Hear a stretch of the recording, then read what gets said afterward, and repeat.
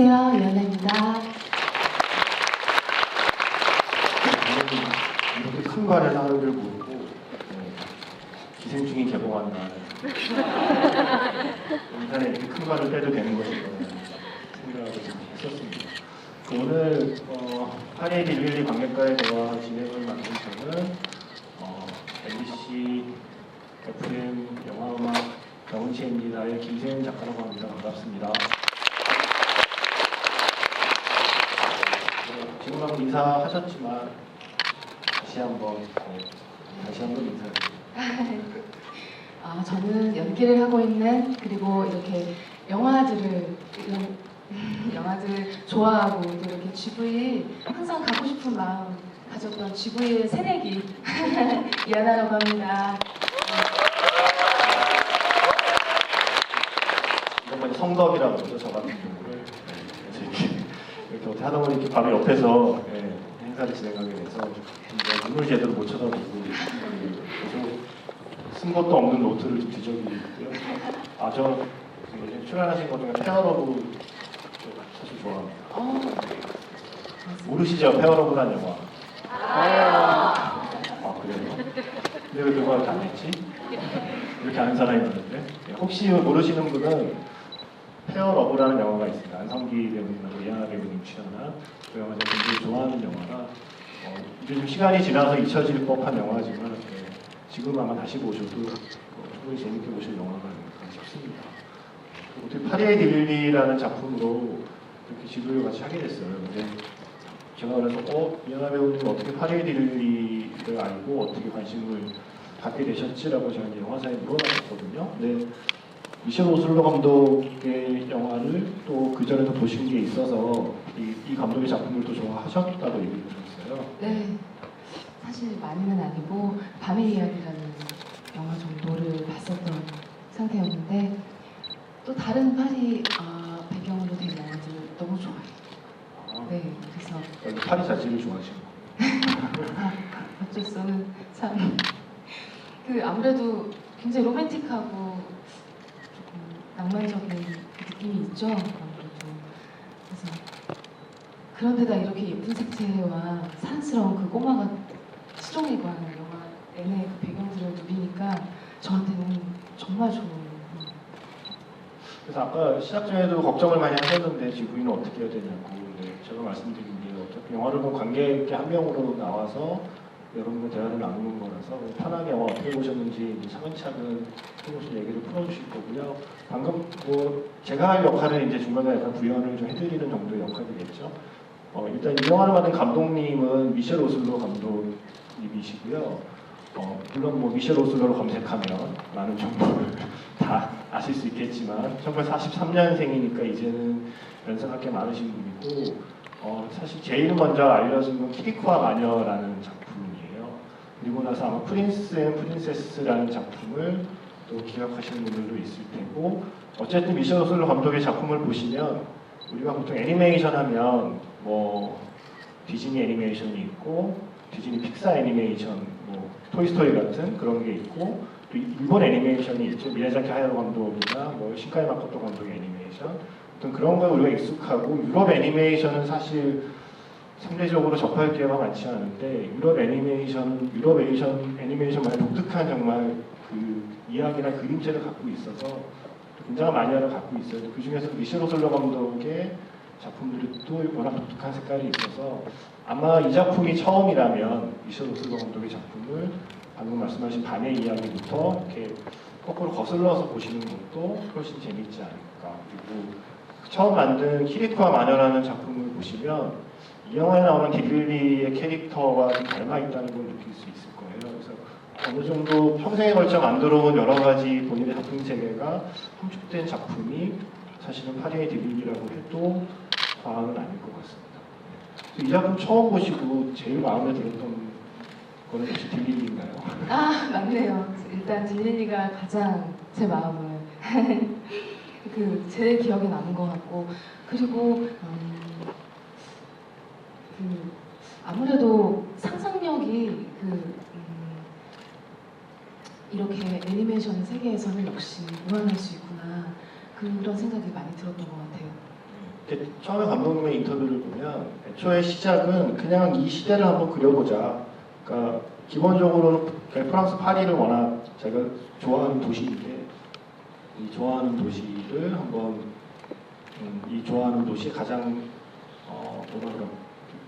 가장 아름다웠던 시절을 그려보자라고 해서 흔히 말하는 이제 벨 에포크라고 하는 시대를 골랐고 처음엔 그 시대를 그냥 어떻게 잘 해보려고 했대요. 그 시대의 뭐 의상이나 풍경이나 뭐 이런 거를 중심으로 이야기를 끌고 가려다가 자료를 찾다 보니 그 시기에 너무나 흥미로운 인물들이 같은 시대를 살았다는 걸 알게 되고 그 시대를 살았던 흥미로운 인물들을 다 끌어모아서 그 어떤 가상의 이야기 하나를 풀어내면 재밌겠다라고 해서 이제 이게 점점 사람 중심의 이야기 구성이 되었다고 하고요. 그리고 사실은 저는 이 영화의 딜리리가 이게 사실 꼬마이기도 한데 그냥 꼬마가 아니라 혼혈, 그러니까 영화에서 카나키라고 부르고 있죠. 그 카나키라고 하는 그 원주민의 피가 섞인 혼혈이면서 꼬마이면서 여성이라는 걸로 설정된 게 사실은 이 영화의 중요한 출발점이라고 사실 생각이 들었어요. 그 감독님도 그 비슷한 출신이신 분 맞죠? 예, 그러니까 프랑스인. 그러니까 방금 말씀하신 것처럼 그 프랑스가 식민지가 많았잖아요. 예전에 영국도 식민지가 많았고, 그러니까 여기서 우리가 이 시대적 배경이 언제인지 혹시 좀 눈치를 채셨나요? 시대적 배경이 대략 1900년 경으로 이제 짐작이 되는 시대인데 그때가 흔히 말하는 벨 에포크 시대의 핵심이에요. 근데 벨 에포크는 학자마다 좀 규정이 정확히 몇 년부터 몇 년까지인지는 좀 이견은 있지만 대체로 19세기 후반, 20세기 초반 사이를 얘기를 하고 한 1880년대 정도부터 1914년 정도까지를 보통 벨 에포크라고 불러요. 벨 에포크는 우리나라 말로 아름다운 시절 정도의 시간이 되는 거고요. 그게 왜냐면 1914년에 갑자기 제가 설민석 강사가 되고 자, 1914년에 무슨 일이 있었죠? 정말 해리가 많은 작품이에요. 그렇죠? 14년에 제1차 세계대전이 일어나죠, 여러분. 그래서 제1차 세계대전이 일어나서 유럽이 전쟁의 그 중심에서 초토화되기 바로 이전 시기에 대한 향수를 갖게 된 거예요. 전쟁 이후에. 전쟁터로 쑥대밭이 된 뒤에 이 전쟁 일어나기 전에 그래도 참 좋았는데 라고 생각하는 그때가 좋았지의 그때가 바로 이제 벨 에포크라는 이제 시대가 되는 건데 그때만 해도 여러분 이제 전쟁 나고 이러면서 역학관계가 바뀌면서 식민지였던 곳이 독립하고 막 이랬잖아요. 우리나라도 물론 그 중에 하나였고요. 그때 근데 그 전쟁 나기 전만 해도 식민지를 갖고 있던 나라 입장에서는 그때가 좋았던 시절인 거죠. 우리 땅이 많고 우리가 나라가 힘이 있던 시대니까 그래서 그때 프랑스도 곳곳에 식민지가 있었고 그 중에 이제 하나가 그 뉴칼레도니아 지역이라는 곳이었고 그리고 사실은 이 감독님이 성장한 곳은 긴이라고 하는 인터넷에 치면 프랑스령 긴이라고 나와요. 그러니까 프랑스에서 태어났지만 어린 시절을 그 프랑스 식민지였던 곳에서 어린 시절을 보냈기 때문에 본인이 그때에 대한 기억을 갖고 있어서 어쩌면 그쪽 문화에 대한 친근함을 느끼고 있었을 것이고 그래서 영화 속에 있는 딜리리를 그런 꼬마로 설정했다고 해요. 네. 그때 말씀하신 것처럼 이 영화 보고 제일 좋았던 게 딜리리 캐릭터라고 제가 얘기를 들었어요. 그래서 딜리리 캐릭터의 어떤 점이 특히 마음에 드셨던 건지. 네. 아무래도 당당함인 것 같고 그리고 그 왕성한 호기심입니다. 예를 들면 아까 만난 사람을 여치에 적는다던가 그런 엉뚱함, 뭐 순수함 이런 것들이 좀 아무래도 늘 그리워하는 것들인 것 같아요. 지금도 있었으면 하는 것들인 것 같고 근데 그리고 그런 것도 너무 좋았어요. 예를 들면 얼마 전에 그린북이라는 영화도 너무 좋았는데 그 안에 나오는 흑인 이제 주인공도 자신의 모습을 굉장히 그 완벽하게 좀 꾸미고 이제 그 우아함을 지키려는 그런 것이 인상적이었는데 알고 봤더니 뭔가 책임감을 가지고 있었던 것 같아요. 그 유색 인종이라는 그런 편견을 이제 마음만 먹는 것이 아니라 항상 좀 항상 뭔가 싸우고 있는 느낌. 그래서 자신을 뭔가 좀 장치를 그 옷으로 좀 표현이 된 것 같은 옷도 그 장치 하나로 싸우고 싶어하는 유색 인종으로서. 그래서 딜릴리도 저는 사실 그런 느낌이 들어가지고, 그런데도 꼬마고, 그리고 그 악당들한테 잡혀갔다가 구조됐을 때 흙탕물을 쓰고 있는 그 모습을 굉장히 부끄러워하잖아요. 그런 부분도 정말. 그리고 자기가 그 수행을 하는 모습을 봤냐고 물어보는 그 장면도 너무 부끄럽다고 얘기하는, 부끄러워하는 것도 너무 사랑스럽고, 부끄럽다고 얘기하는 것도 굉장히 너무 좋았어요. 네, 그러니까 영화 속의 딜릴리 나이가 몇 살인지 혹시 아시나요? 네. 딜릴리가 몇 살인지는 감독도 모릅니다. 10세로 추정이라고 네. 되어 있더라고요. 감독님 말씀하시기로는 한 뭐 10살 가량, 10살 가량 정도 되는 여자아이로 이제 설정하신 거죠. 그 정도 너무 마음에 들어요. 저는 그 신비로운데 나이조차도 10세 추정이라고 되어 있어요. 그러니까 우리가 아까 말씀드린 대로 벨 에포크라고 하는 아름다운 시절이 그 전쟁이 일어나기 전의 시절을 이렇게 말한다고 그랬잖아요. 그러니까 사람으로 치면 자기 인생의 벨 에포크가 어쩌면 10살 무렵이 아닐까라는 생각도 사실 해보게 돼요. 어쩌면 그래서 우리가 너무 많은 걸 알기 전에 슬프게도 어릴 때는 빨리 어른이 되고 싶었지만 어른이 되고 보니 그렇게 빨리 더 좋은 게 없었는데 하는 것들 있잖아요. 그래서 그런 것들을 알기 전의 시절을 한 인간의 벨포크라고 하면 그 시기를 살고 있는 아이가 아마 딜릴리가 아닐까라고 생각이 들고, 감독님의 영화 속에 주로 주인공들이 이 딜릴리 또래 아이들이 많이 등장을 해요. 그 이야기 자체가 약간 동화적인 이야기를 늘 하시기 때문에 감독님이 이제 그런 얘기를 하더라고요. 그러니까 아이들은 그러니까 그런 질문을 많이 받는데요. 이런 애니메이션을 아이들이 좋아할까? 아이들에게 너무 어렵지 않을까?라는 기자들이 질문을 하면 아이들은 오히려 이런 걸 좋아하고 어른들이 지도해야지. 아이들은 오히려 자기가 모르는 것들에 대한 호기심이 왕성하기 때문에 어른들보다 훨씬 더 재밌게 본다는 이야기를 해요. 그래서 이 주인공을 아이로 설정을 했고, 사실 중요한 건 저는 물론 남자지만 이 영화의 중요한 출발점은 여성이기도 합니다. 딜릴리가 여성 인물도 있고 영화 속의 중요한 인물들이 여성으로 설정된 것도 있고, 그거를 그냥 설정한 게 아니라 감독님이 그 인터뷰를 보면 사회 통계를 인용을 하고 있어요.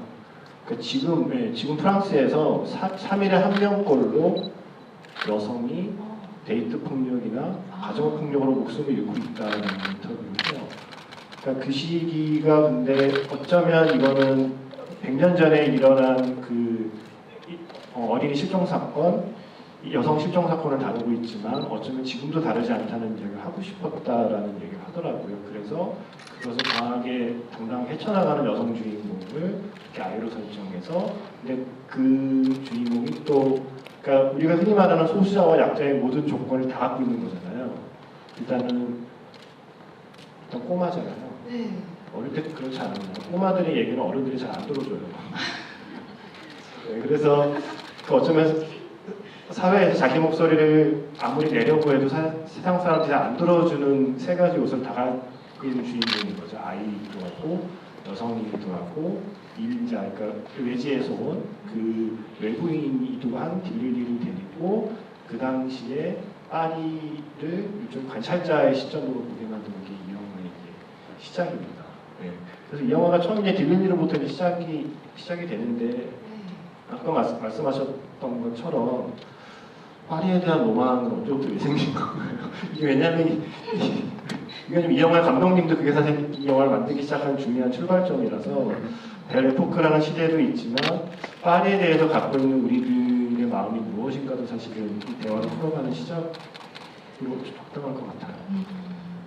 저는 사실 관광객 정도로 파리를 좋아하는 수준인 것 같은데, 그 영화 또 자료를 보니까 1900년대 그 벨 에포크 시대를 재현하려고 작업도 굉장히 오래 하셨다고 하더라고요. 복원 작업.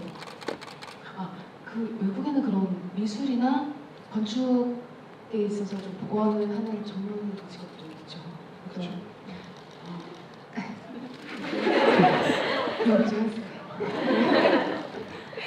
했어요. 그래서 그런 것들을 그런 것들이 어떤 유적지인 것이 아니라 정말로 신의 한복판에도 그게 남아있다는 게 저는 사실 너무 부럽더라고요. 근데 애니메이션 보면서 좀 네. 특이하다고 생각하지 않으셨어요? 이게 그림이야 사진이야 하는 좀 네, 헷갈리는 장면들이 좀 많이 있지 않아요? 네, 맞아요. 어떨 것 같을까요? 이 점? 그러게요. 뭔가 좀 네. 새로운 기술이. 그쵸, 이게 사진이에요. 네. 배경은 네. 사진으로 사진 위에 애니메이션을, 그러니까 사진 위에 그림을 그렸다고 표현하는 게 맞을 것 같은데, 근데 이 사진을 이 감독님이 찍은 거예요. 네. 직접이요? 네, 그러니까 감독님도 이하나 배우님처럼 그냥 정말 파리를 좋아하는 마음에 제가 본 자료는 한 4년 정도 그냥 여기저기 찍었대요. 근데 우리가 보통 파리 가면 있잖아요. 에펠탑은 뒤에 나와야 되고, 이제는 불타버렸지만 노트르담 성당은 꼭 보여야 되고, 이렇게 그러니까 많이들 찍는 것만을 찍은 게 아니라 아무래도 프랑스에 살다 보니까 파리의 구석구석, 그다음에 방금 말씀하신 대로 파리의 뭐 박물관, 미술관, 뭐 유명한 건축물, 뭐 중요한 공간들 그냥 혼자 한 4년 정도 여기저기 돌아다니면서 사진을 계속 찍었는데, 그 사진을 놓고 그 사진 위에 이제 그림을 입힌 그 그림을 그린 거고, 거기에 이제 지금 찍은 사진이니까 네. 표지판, 간판 이런 거 있을 거예요. 네. 그런 걸 이제 열심히 지우고. 그래피티 이런 것들 그때는 없었어요. 담배꽁초 뭐 이런 것도. 그렇죠. 그러니까 아주 그 많은 CG를 써서 담배꽁초를 씌운 거죠. 그렇게 해서 이제 이 현재라고 하는 시점을 보여준 것들을 지원해 그 사진 위에 그림을 그렸는데, 생각을 해보면 방금 말씀하신 대로 그게 파리이기 때문에 가능한 것 같아요.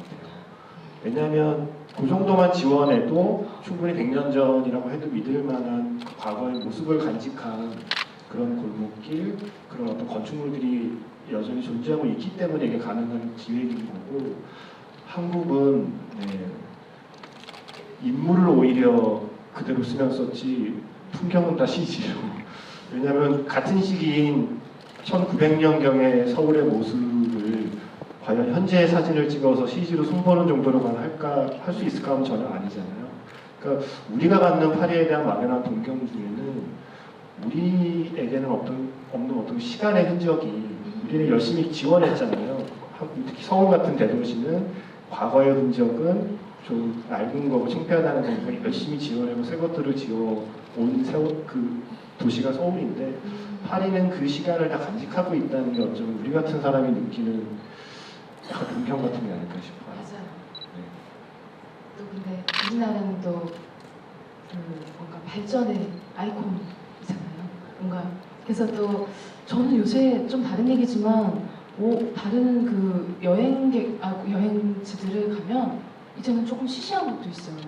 우리나라에서 많이 보던 건데 이런 생각이 많이 들어가지고 좀 다른 얘기지만 많이 발전하는 것도. 근데 방금 말씀하신 것처럼 베르포크를 사는 사람, 파리에 사는 사람들의 마음이 지금 그런 거하고 비슷했을 것 같아요. 왜냐하면 제가 아까 베르포크가 아름다운 시절이라고 말씀드렸잖아요. 그 시기가 단지 전쟁이 일어나기 전이라 아름다운 시절이 아니라 모든 게 다 새로 시작되는 시기였거든요. 그러니까 저는 상상이 안 가요. 그 시기에 내가 태어났으면 적응을 할 수 있었을까? 지금 우리 스마트폰 적응하는데도 꽤 걸렸는데, 여러분 그 시대가 어떤 시대냐면요. 네. 그 전기가 개발되고요. 네, 다 고한 10년, 20년 사이에 전기라는 거 없던 세상에 전기가 나타나고, 전화가 없던 곳에 전화가 발명이 되고, 기차가 없던 곳에 기차가 다니기 시작하고, 그리고 자전거라는 게 발명이 되고, 자동차가 발명이 되고, 그 모든 게 다 한꺼번에 쏟아져 나온 때가 바로 저 시기거든요.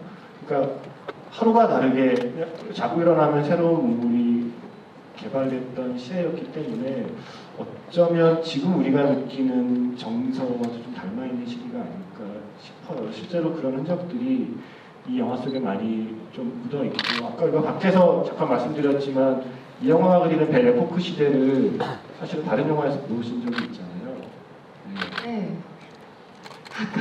그래서 아마 여기 여러분들도 아마 기억할 수 있게 그 영화의 좀 미드나잇 인 파리. 아, 우디 앨런 작품 중에 미드나잇 인 파리라는 작품도 남자 주인공이 동경하는 시대로 우연한 그 어떤 판타지 그런 요소로 그 시대에 갈 수 있었는데 막상 그 시대에 갔는데 정말 역시나 좀 환상적인 인물들과 만남을 갖게 되고 환희에 차이는데 알고 봤더니 그 분들은 또 그 전 시대를 그리워하고 동경하고 있는. 그래서 마지막 마지막 그 네. 마리온 코티아르였을 거예요, 배우. 아, 네, 맞아요. 마리온 코티아르가 가고 싶다고 해서 마지막에 남자 주인공을 데려갔던 그때가 바로 이 영화의 배경과 거의 비슷한 시기. 그벨 에포크 시대인가요? 네, 그게? 벨 에포크 시대 거기 가서 예술가들을 만나는데 만난 세 명이 고갱하고 드가하고 툴루즈 로트렉을 만나 술집에서 같이 모여서 만났던 게 거의 엔딩씬 가까웠던 맞네요. 거죠. 네. 그러니까 제 생각해보면 그 영화에 나왔던 드가가 이 영화에도 잠깐 등장을 하죠. 드가가 등장을 하고 툴루즈 로트렉은 꽤 비중 있게 툴루즈 로트렉이 나와서 물량도지에서 만났던 그 화가가 이제 툴루즈 로트렉이죠. 그러니까 다그 1900년 그 즈음에 활동했던 그 시기를 사실 미드나잇 인 파리에서도 여러분이 보실 수 있고요. 최근에 콜레트라는 영화 혹시 보신 분 있나요? 키라 나이틀리가 주연한 콜레트라는 영화의 그 주인공 콜레트가 이 영화에 나오잖아요. 중간에 잠깐 딜리가 물량루즈 분장실에서 아마 마주쳤었던 걸로 기억을 해요. 네, 그 사람이 바로 그 콜레트의 실제 모델인 가브리엘 콜레트고, 그러니까 그런 식으로 영화 속 곳곳에 그 과거의 유명한 예술가들, 그 중에서도 여성 예술가들이 이렇게 배치를 해놨죠. 한 100여 명 정도 된다고 그러던데. 그 중에 솔직히 네. 몇 명 정도를 알아보잖아요. 그러게요. 근데 이름이 거론이 된 네.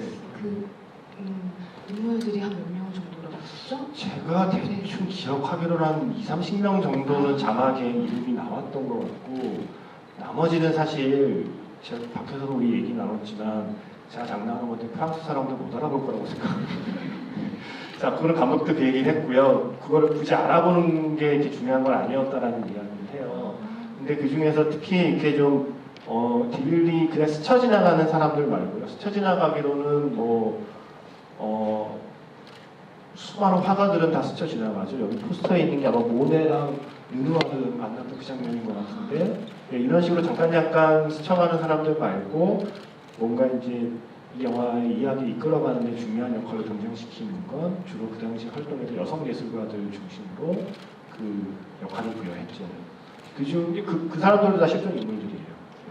네, 그쵸. 실제로 그때 활동했던 분들, 엠마 칼베라는 성악가, 마지막에 되게 중요한 조력을 준 성악가도 굉장히 유명했던 성악가고, 그분이 아마 처음에 영화 시작한 포스터가 막 붙어 있어요. 카르멘 딜리하고 오렐하고 이제 얘기를 나눌 때 딜리 집 앞에서 오렐이 기다리고 있을 때 뒤에 기둥에 보면 카르멘 포스터가 있는데 그 카르멘 포스터의 주인공이 바로 그 성악가거든요. 엠마 칼베. 그 카르멘으로 유명했던 그런 식이라거나 그 유명한 배우 사라 베르나르라는 배우, 그러니까 당대 그러니까 선배님이십니다. 네, 이양한 배우님의 아주 대선배이신 거죠. 그 당시에 가장 인기 있었던 유럽에서 최고로 평가를 받던 배우였고, 그런 사람들이 이 꼬마 딜리를 도와준 설정으로 이제 그 영화 속 캐릭터를 구현했는데요. 저는 사실 이런 정보를 전혀 모르고 봤거든요. 이런 인물들이 이렇게 쓰여진다는 것이 단서를 주는. 그래서 가뜩이나 영화도 굉장히 마음에 들고 캐릭터 딜리도 너무 귀엽고 그랬는데 인물들이 나도 아는 인물들이 막 나오는 거 너무 즐거웠는데 와, 지금 작가님 말씀 들으니까 공부가 덤으로 되는 것 같아가지고. 저도 이게 영화 보기 전에 몰랐어요.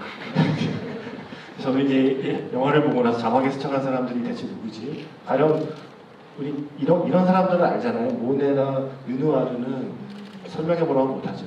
설명해보라고 못하지만 모네는 모네고 르누아르는 르누아르라는 정도는 우리가 알고 있지만 네. 다른 낯선 우리에게는 낯선 이름이지만 프랑스 사람들에게는 굉장히 익숙한 사람들이 존재하더라고요. 가령 중간에 왜 세탁선이라는 곳은 그 당시에 몽마르트르 언덕에 있던 그 예술가들의 아지트였대요.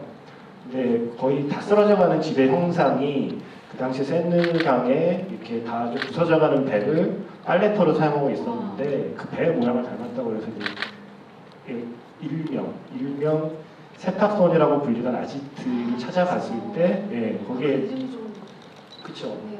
도대체 세탁소는 뭐지? 나는 그거를 분명 찾아봤더니 세탁소는 그 예술가들이 모여 사는 아지트를 부르는 이름이었는데 방이 30개인데 화장실이 하나였나 봐요. 그래서 생활 환경은 엉망이었다고 합니다만 거기 피카소를 비롯한 가난한 예술가들이 그때 거기 모여서 열심히 활동하던 시기인 거죠. 그래서 거기를 찾아갔을 때 여러 명의 화가들을 한꺼번에 만나는 장면이 있잖아요. 저기 맨 왼쪽에 있는 여성 화가가 있습니다. 네네. 그들이 바로 휘잔 바르동이라고 하는 화가이고 우리는 잘 모르지만 그 프랑스의 특히 이제 여성 아티스트의 역사를 얘기할 때는 꼭 빠지지 않는 분이고 그리고 사실은 그분의 별칭이 몽마르트르의 뮤즈였대요. 와. 우리가 아는 수많은 예술가들의 연인이셨죠. 그래서 나중에 왜 그 식당 가면 에릭 사티가 연주하잖아요. 네. 제가 제일 부러워했던 순간입니다. 제가 시간을 거슬러 갈 수 있다면 에릭 사티가 피아노 연주하는 그 스테이크 한번 먹어보고 싶다는 막연한 판타지가 생기는데 바로 그 에릭 사티에게 영감을 줬던 연인이 휘잔 바르동으로 알려져 있죠. 근데 왜 그런 거 있잖아요. 우리는 맨날 그걸 보면 네. 꼭 예술가에게 영감을 준 뮤즈로만 등장했던 분들이 네. 사실은 알고 보면 나름의 실력을 가진 예술가들이 많잖아요. 그러니까 이 영화에서 보면 그런 분들에 대한 일종의 좀 재평가도 이루어지고 있는 거죠. 우리가 로댕의 뮤즈로 알고 있는 까밀 클로델이 여기에 등장하고 그리고 에리사티의 뮤즈로 알려져 있는 휘잔 바르동이 본인의 화가의 모습으로 등장을 해서 영화 속에 등장하는 식의 방식으로 미셸 오슬로 감독이 역사 속에서 잊혀져 버린 여성 예술가들의 자리를 영화 속에 찾아내는 많은 순간이 좀 있었네요.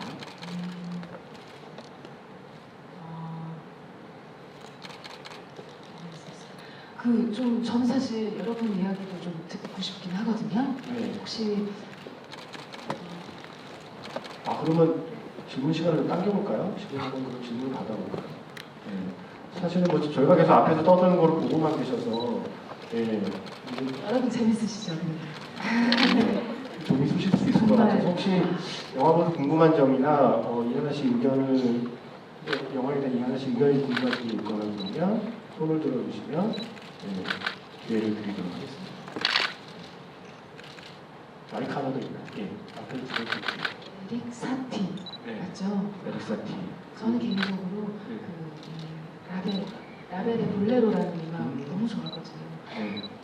그게 음악으로 나와서 너무 잘 어울릴 것 같아요. 그렇죠. 네. 질문해도 되나요? 네. 이하나 배우님은 네. 뭔가 프랑스 애니메이션 하면은 별로 유명하진 않잖아요. 사람들이 평소에 접하지 못하기도 하고. 네. 그런데 이거를 뭐 맨날 인스타이긴 하는데 거기에도 이걸 좋아한다고 말씀하신 걸 제가 기억을 하거든요. 네. 그러면은 뭐 파리의 딜리네 말고도 다른 애니메이션 추천할 게 있나요? 저는 정말 일루셔니스트라는 영화 정말 좋아요. 그리고 뭐 벨빌의 새쌍둥이 그 시공쇼메 감독의 다른 작품 그 영화도 너무 좋아하고 그리고 사실은 저의 가장 그 프랑스 영화에 흥미를 처음 가지게 해준 작품은 빨간 풍선이라는 프랑스 감독님은 아니지만 주로 감독님 허우샤우시엔 감독이었을 거예요. 예.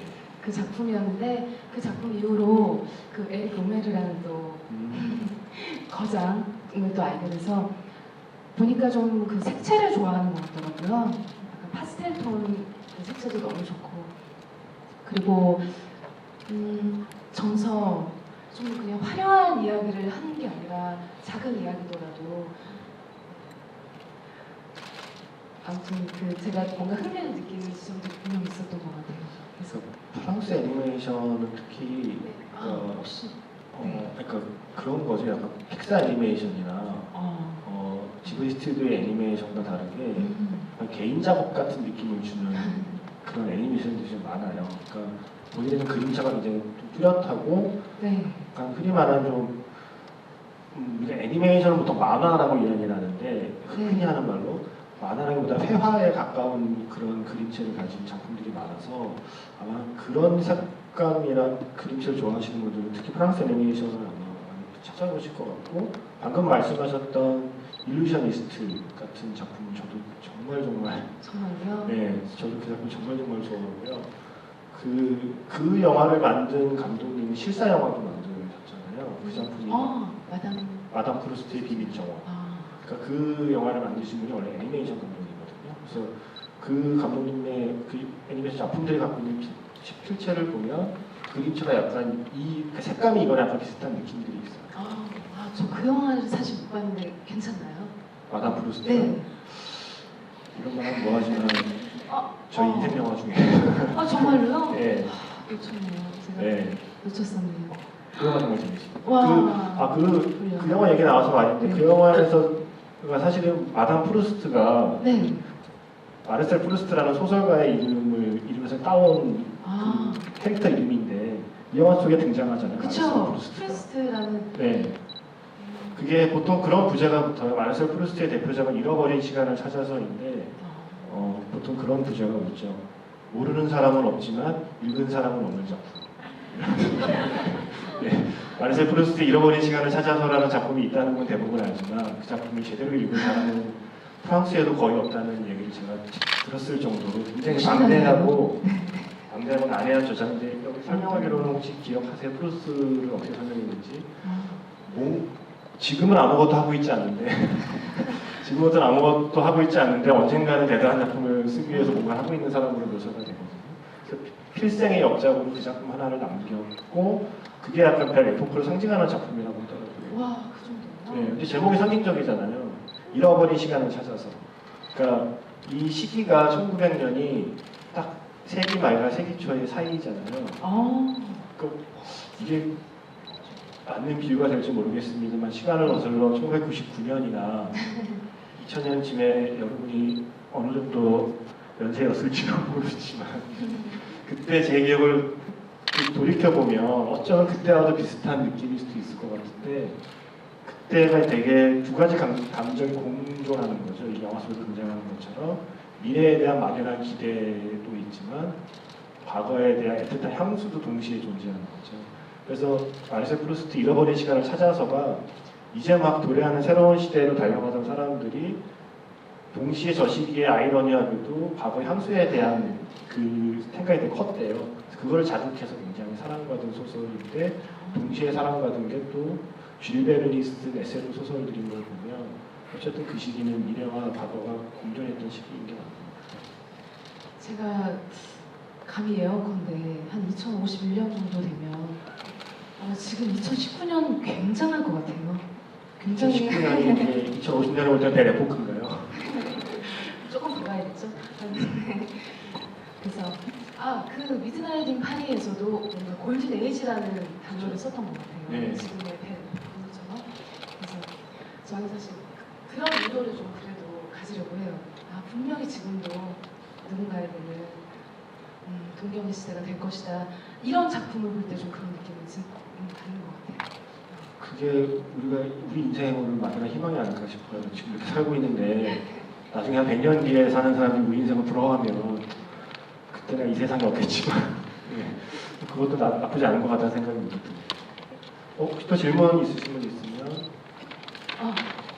네. 이하나 배우님이 저분을 바라고 있는 것 같아요.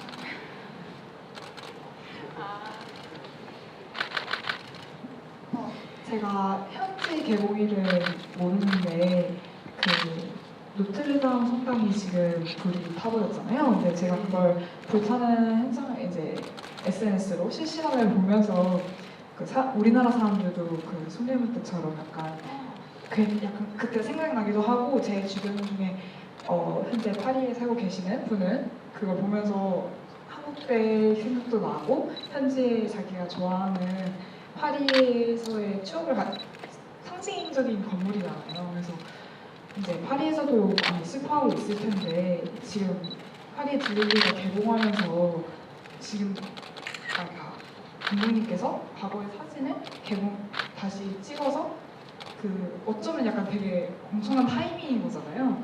그래가지고 혹시 현지 반응은 이 그러니까 불타버린 노트르담 성당에 대한 그런 화제성, 그 화제가 아니라 이 화제성에 대해서 어떤 반응을 나타내고 있었는지 좀 궁금하거든요. 감독님이 프랑스, 이 파리에 대한 애정이 딱 느껴지는 작품이라서. 제가 알기로는 이거 이미 개봉했죠. 그렇죠. 그 이전에 이미 이미 이전에 소개가 되고 작년 안시 애니메이션에서 소개가 됐으니까 그게 아마 다른 프랑스에서도 개봉이 됐을 거고요. 이거는 좀 다른 얘기지만 어쨌든 아마 이제 지금 지금 영화를 구상 많이 하신다면 상상을 해볼 때 미셀 오슬로 감독이 이 프로젝트를 준비하는 도중에 노트르담 사원의 화재가 났으면 어떤 식으로든 영화에 아마 반영을 하려고 하셨지 않았을까라는 추측을 할 수 있고요. 좀 다른 얘기지만 감독님이 이 작품을 준비할 때 어떤 일이 일어났냐면 그 우리도 기억하는 몇 해 전에 프랑스의 그 유명한 테러 있죠. 그게 신문사 네네. 신문사의 기자를 대상으로 했던 그 테러, 기자뿐만 아니라 파리 곳곳에서 벌어졌던 그 테러가 이제 일어난 거죠.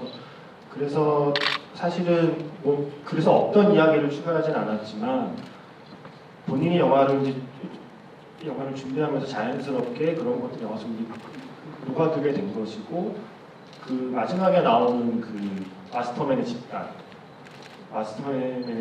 집단이 어떤 걸 등장하는 집단을 묘사하는 데도 약간 영향을 받았다고 해요. 맞아요. 그 느낌 좀. 약간 테러리스트, 지금 우리가 알고 있는 어떤 좀 특정 종교의 근본주의자들의 테러를 좀 연상케 하는 그 장치들이 좀 곳곳에 숨어 있고요.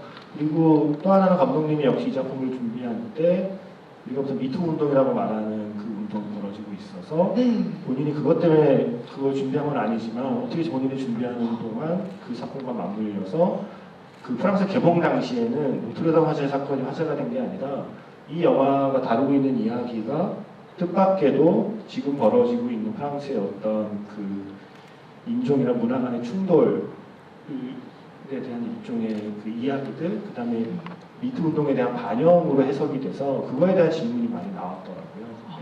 그래서 만약에 그 뒤에 기획이 됐다면 어떤 식으로 반영이 되지 않았을까요? 노트르담.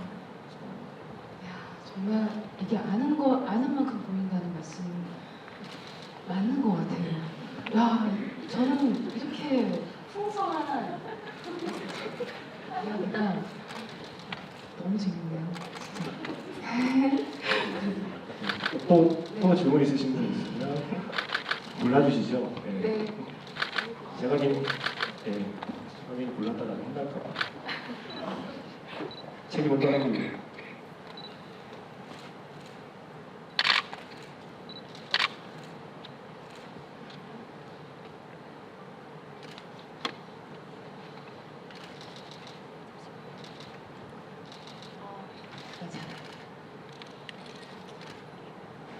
식사는 하셨는지 모르겠어요. 영화 시작 시간이 조금 애매했나요? 그 영화 시작. 빨라져 7시니까. 아. 어떻게 해요? 네. 그 영화 보면 왜 애니메이션 어떤 영상미 그런 부분도 되게 저는 인상 깊게 봤는데 중간중간에 빌릴리가 어떤 부인이 노래를 부르는 장면으로 나오잖아요. 근데 저는 사실 그런 클래식 이쪽에 되게 관심이 없어서 영화가 아니라 접할 기회가 없었는데 되게 보면서 되게 인상 깊었거든요. 배우님은 그 노래 어떻게 보셨는지 그리고 또 평소 뭐 음악 취향 같은 거 그리고 사실은 기억지 못해가지고 드뷔시나 라벨 그렇게 좀 유명한 분들은 사실 아닌데 이 영화에서 음악을 쓰는 건 어떻게 느끼세요? 그 음악 감독님도 굉장히 유명하다고 네. 들었는데 가브리엘 야레라고요. 네. 저 예전에 베티블루 같은 음악, 베티블루 19곡이 있구나. 네, 베티블루 30.25.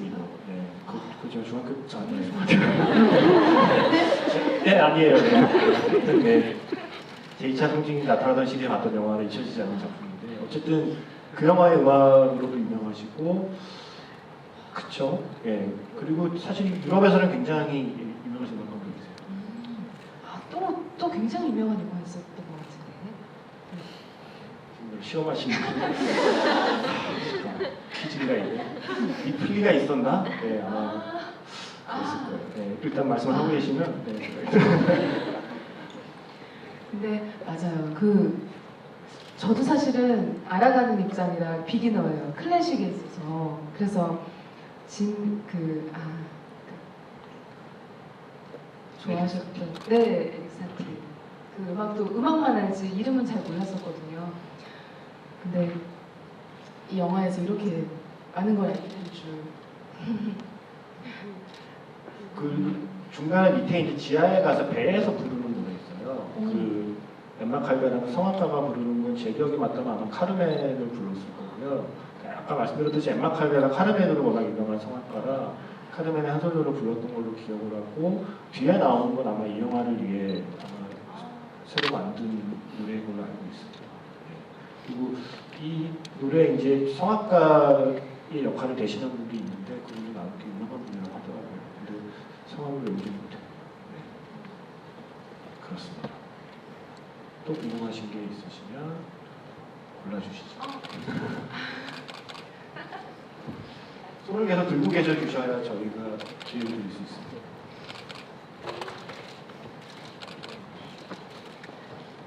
시간은 지금 혹시 몇 시 정도 됐죠? 시간이 많이 남진 않았습니다. 질문을 짧게 해주시면. 이 애니메이션에서 배경을 사진으로 쓴다 보면 되게 신기한 것들이 많은데 네. 딜릴리가 되게 중심에 많이 잡혀 있더라고요, 원샷일 때.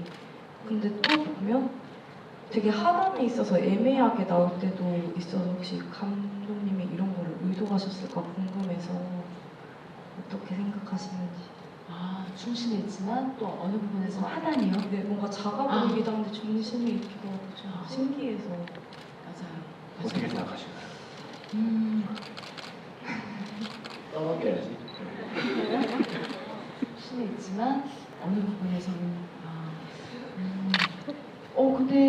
근데 아까 말씀해주신 사실 싸움이 필요한 그 요소를 많이 가지고 있는 아이기도 하고 여성이기도 하고 또 타지의 손님이기도 하고 이방인인 마음도 있을 테고 그런 부분들을 사실 뭐 숨기거나 이렇게 부끄럽게 여기는 게 아니라 뭔가 직면하는 느낌이 들기도 했어요.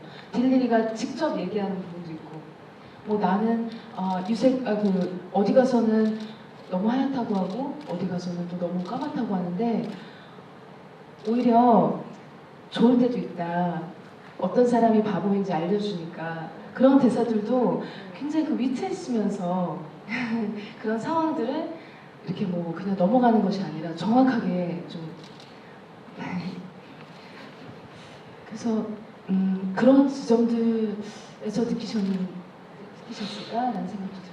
저의 추측으로는 아마도 딜리리가 뭔가 이야기를 주도해 나가거나 본인이 그 상황을 이끌어 나가는 장면에서는 아마도 딜리리가 당연히 중심에 부각이 됐을 것 같고요. 딜리리가 좀 작아 보였다면, 그러니까 딜리리가 처해 있는 상황을 묘사할 때 그런 그 구도를 쓰지 않으셨을까라는 생각은 들어요. 그러니까 어른들의 시선에서 아이를 바라볼 때나 아니면 뭔가 위협을 받는 상황에서나 이럴 때라면 충분히 그렇게 묘사를 할 수 있지 않았을까 싶고 아무리 당당한 딜리리도 네. 그 마스터맨 그 일원에게 뭔가 혼자 남았을 때 그쵸. 네, 한없이 정말 작은 그냥 아주 힘없는 소녀일 수 있구나라는 생각도 되게 만들고 그러니까 되게 아무렇지 않은 척했지만 나중에 욕조에서 모욕할 때 결국 이렇게 그 아이다운 모습이 나오잖아요. 네, 그 안겨서 올 때도 구조 당연 그때도 너무 싶었어요. 근데 그 와중에도 자기가 혼자 살아난 거에 만족하지 않고 아직도 내 발로 기는 사람들이 남아있다라고 얘기하고 그들을 구출하러 가자고 하는 캐릭터인 거죠. 그 일종의 슈퍼히어로 일종의 슈퍼히어로물이라고 저는 맞네요. 이 영화를 생각하게 됩니다. 어쩐지 스럽지 않아요. 네, 그렇죠. 그래서 어쩌면 그 감독이 사실 딜릴리를 통해서 하고 싶었던 이야기가 아닐까. 그러니까 지금 아까 말씀드린 대로 100년 전의 이야기를 과거로 돌아가서 이야기를 하고 있지만 아이이자 여성이자 혼혈인 주인공을 내세워서 풀어가는 이야기 끝에는 결국 이 영화는 관객에게 하고 싶었던 이야기는 100년 전의 이야기지만 어쩌면 지금도 계속되는 내 발로 기는 사람들에 대한 마음이 잊지 말자라는 메시지가 담겨있는 게 아닐까 싶긴 해요. 또 질문 있으신 분 있으면 한두 개 정도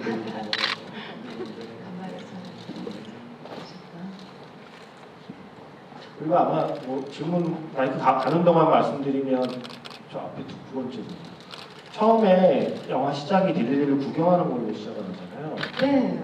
그게 아마도 제 짐작이 맞다면 1900년에 열린 파리 만국박람회라는 설정일 것 같아요. 어머머. 그러니까 그때가 파리에 만국박람회가 열려서 그야말로 박람회잖아요. 그런데 재밌는 게 그때만 해도 그 사람들 구경거리였다는 거죠. 아, 그때도 역시. 그러니까 이제 서구인들의 시각에서 자신들과 외모가 다르고 문화가 다른 사람들을 구경거리 삼아서 박람회에서 구경의 대상으로 네. 전시를 하던 시기라는 거를 오프닝에서부터 보여주는 거죠. 그러니까 우리에게 그런 시대가 있었다라고 하는 약간 좀 직설적인 오프닝이라고 생각합니다. 네, 또? 저희 팬이 많이 기다렸어요. 감사합니다. 배우님이 만약에 파리 딜릴리 이야기 속에 등장인물이었다면 네. 딜릴리이고 싶으세요? 아니면 오렌이고 싶으세요? 아니면 뭐 다른 역할도 노래 괜찮습니다. 이야기를 너무 안 했네요. 그러니까 삐지겠네요. 그래서 뭐 딜릴리 오래를 포함해서 어떤 배역이 탐지지 아무래도 실사한다고 목소리입니다. 또 딜릴리보다 더 꼬마지 않았었어요, 그죠? 그 이름이 뭐예요? 정확히 기억 안 나는데 예쁘다라는 단어가 꼬마지 않았어요. 그래도 그 꼬마 저는 굉장히 딜릴리를 동경하는 것 같아요. 그리고 확실히 그런 것 같아요. 영화를 2번 봤는데 역시나 딜릴리가 아닌 것 같아요. 노래를 얘기하면서.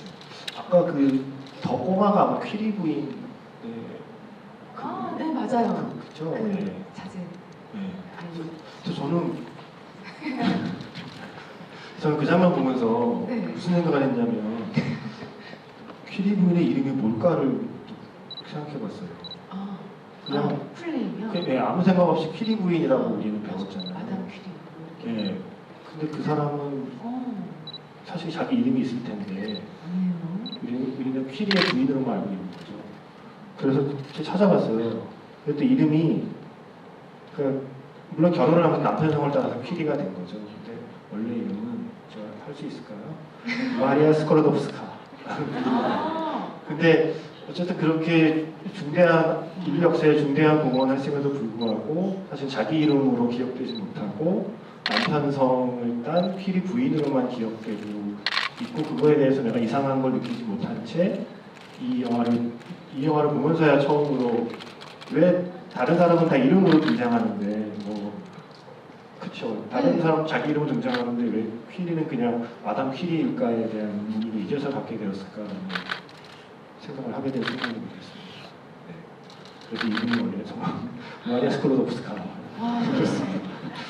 시간 관계상 마지막 질문이 되지 않을까 싶은데 마지막 질문하실 분을 보여주세요. 저는 마지막으로 두 분 제일 먼저 손 들어주신 두 분을 마지막으로 아니 두 분을 마지막으로 네. 저분과 저분이요? 네. 예. 동시에 마지막에 두 분이 될 수도 있습니다. 감사합니다. 저는 조금 큰일이 많이 했으니까 작은 질문일 수도 있는데요.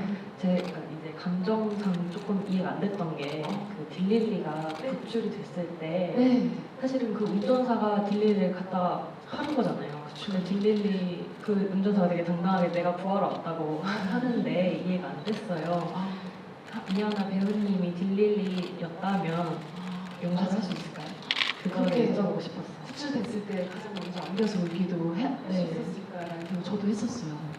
그리고 과연 저 사람 다시 좀 우회해서 그 딜리리의 편이 될까 그것도 계속 궁금하긴 했었는데 왜냐면 너무 처음에 너무 미워가지고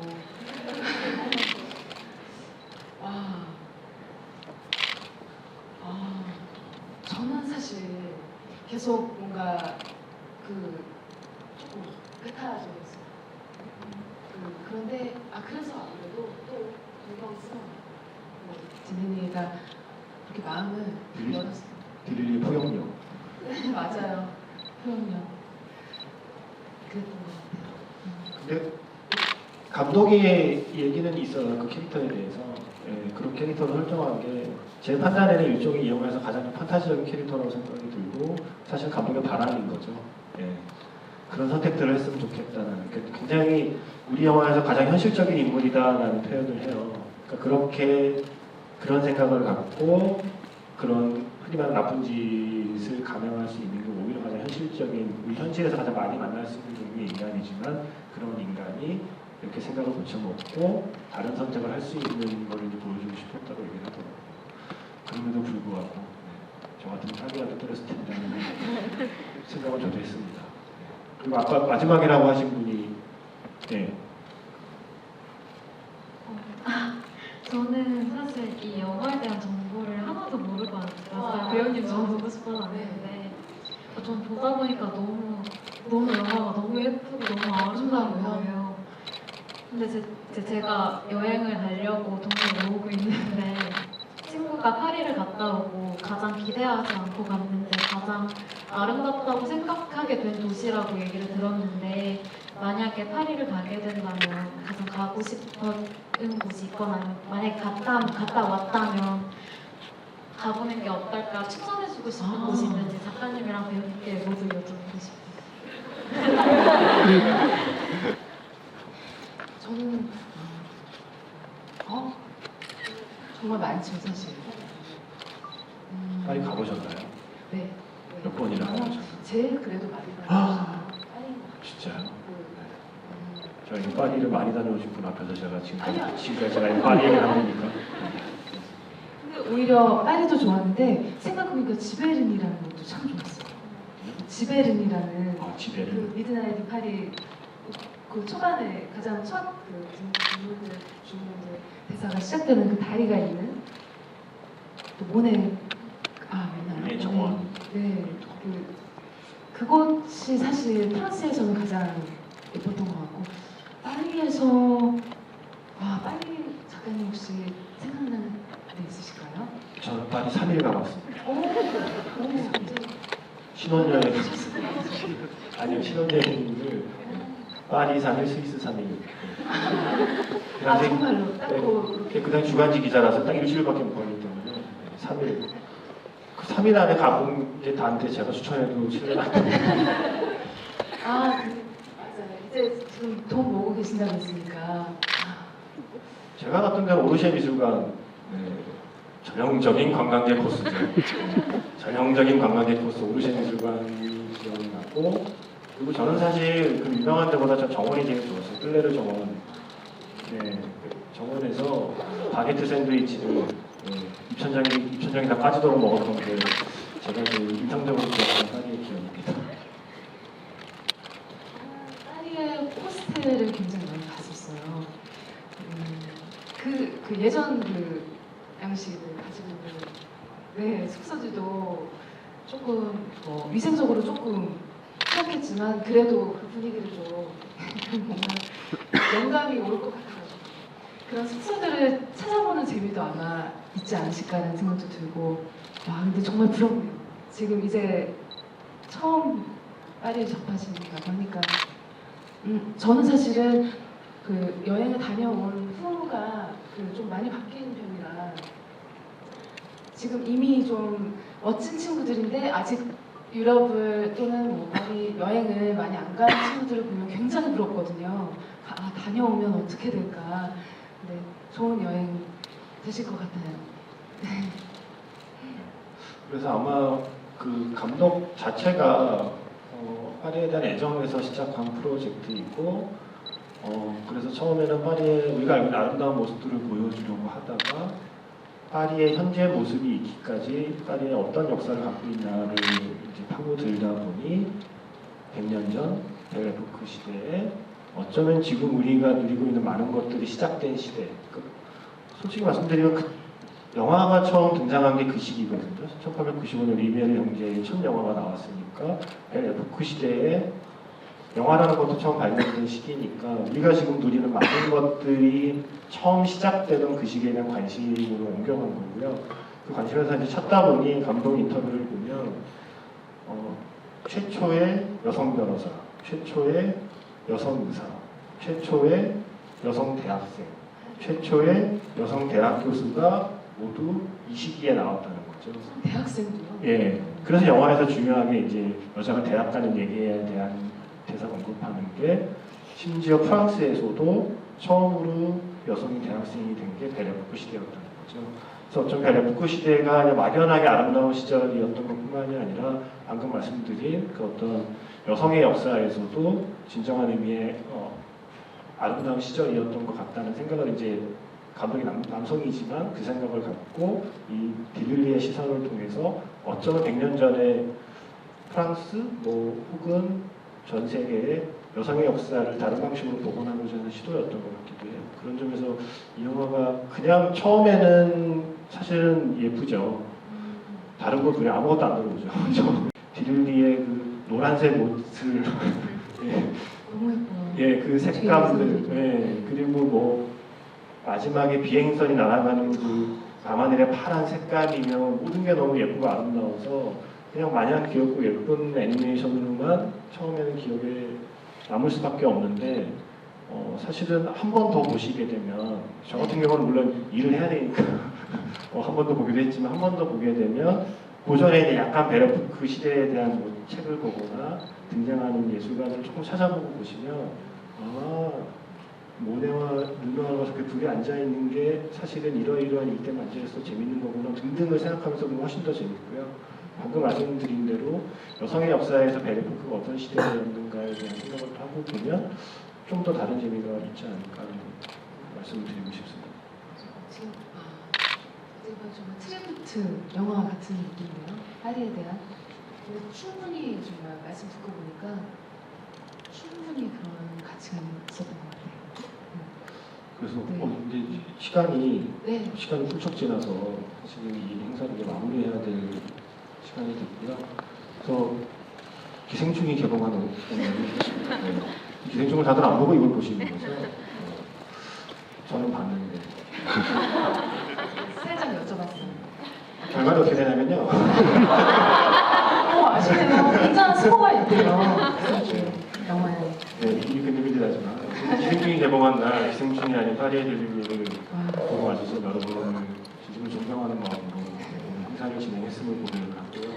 그리고 무엇보다 이 영화를 그러니까 사실은 어떻게 보면 굉장히 한국에서 낯설게 느껴지는 장르와 국적의 그런 이야기의 영화를 이하늘 배우님이 좋아해 주신 덕분에 오늘 행사가 기획될 수 있었던 거거든요. 그래서 관객의 한 명으로 오늘 대화를 나눈 소감이 어땠는지를 끝으로 저는 정말 재미있는 강의를 들은 사실 저는 약간 조교 느낌 정말 이런 강의라면 사실 정말 주기적으로 계속 듣고 싶다라는 생각도 들었고 디테일들을 알 수 있어서 너무 좋았어요. 너무 감사해요.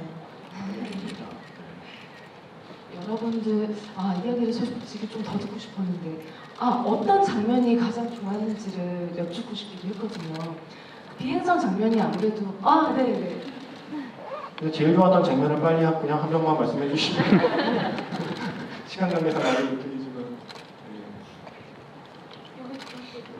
아까 질문했던 분이요? 저는 짧긴 했는데 오레리 광견병 걸린 걔한테 불리잖아요. 파스텔을 제가 찾아가는 쓰러져 있는데 디프니가 그 조그마한 애가 네. 이렇게 못하는데 사이를 빠져나가가지고 문을 미는데 문을 밀고 나서 자기 힘이 세다 괜찮아 이러는데 문을 밀고서 털썩 쓰러지는 거예요. 너무 귀엽고 그 다음에 힘이 세다는 걸 증명이라도 하자는 듯이 모래를 이렇게 태우고 자전거를 가는데 네. 계단을 타잖아요. 근데 네? 계단을 타잖아요 처음에. 근데 오렐리 이거 미친 짓이다 이러는데 나중에 자기가 스스로 계단에 타는 걸 보고 오렐리의 뭐 딜릴리의 그런 변화를 일으키는 힘 같은 게 되게 인상적이었습니다. 아 너무 좋은데요. 그럼 한 번 더 들어볼까요?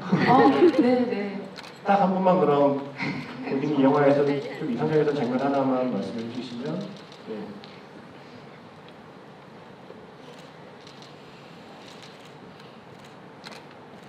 저는 딜릴리가 오렐이랑 그 여자 배우 훈이랑 같이 오리 모양의 백조 모양의 배를 타고 하수도를 지나서 작가들을 만나잖아요. 네. 그때 그 작가들이 서로 그리는 게 다른 부분이 되게 인상이 깊었어요. 너무 좋죠. 네. 음악도 그렇죠. 음악이 나왔고 사실은 파리 하수도는 워낙 유명해서 정말요? 레미제라블 보시면 여러분 파리 하수도 자체는 관광코스라고 하더라고요. 그 당시 파리 재개발 들어가면서 되게 정교하게 이렇게 하수도를 연결해놔서 레미제라블이 굉장히 중요한 하수도로 쓰이죠. 사실 같은 공간입니다. 네? 아니 사셨다고요? 작가님. 아니요. 저는 프랑스 파리에 3일 있는 동안 굳이 내가 이렇게 햇빛이 좋은 파리에 와서 하수도로 가야 하는 생각을 해봤어요. 아 햇빛 좋았어요. 네, 저 갔을 때는 너무 그랬죠. 좋으셨겠다. 그래서 저는 찐날도. 그래서 저 뜰레로 좀 그 갔던 데 거기 하나 가서 계속 그 얘기만 하게 돼요. 마지막으로 네. 바로 옆에 계시네요. 극장 관계자분이 굉장히 초조해하시네요. 저는 다 좋았는데 특히 그 처음에 아까 배우님이랑 작가님도 말씀하셨던 부분 중에 첫 부분에 이제 오렐이랑 딜릴리랑 처음 만나는 부분이 있잖아요. 네. 그 부분에서 이제 바보인지 알 수 있다 이렇게 말하는 부분이 제일 와닿았던 것 같습니다. 감사합니다. 너무 공감해 주셔서. 제일 좋아하시는 장면은 마지막으로 한 가마. 근데 진짜 그 첫 번째 내 마찬가지 따르다 그렇게 얘기하는 부분이라 또 얘기가 길어지겠네요. 그래서 여기서 마무리를 해야 될 것 같고요. 네. 마지막으로 아까 영화에 대한 이제 감상을 말씀해 주셨고 오늘 이 시간을 함께해 준 관객분들께 네, 마지막으로 파리 딜리리로 대화를 나눈 소감을 관객분들께 한마디 해주시고 오늘 행사를 마무리합니다. 네. 저는 정말로 GV 새내기인데 또 정말 기회가 된다면 이런 좋은 영화로 여러분들하고 이런 담소 나눌 수 있는 시간 또 있었으면 좋겠어요. 오늘 정말 유익하고 즐거운 이런 말씀 좀 좋다. 힐링이었어요. 오늘 이 시간 너무 감사합니다. 이것으로 파리 딜리리 대표과의 대화를 마치도록 하겠습니다. 네. 여기 안 가시죠? 네. 안녕히 가세요.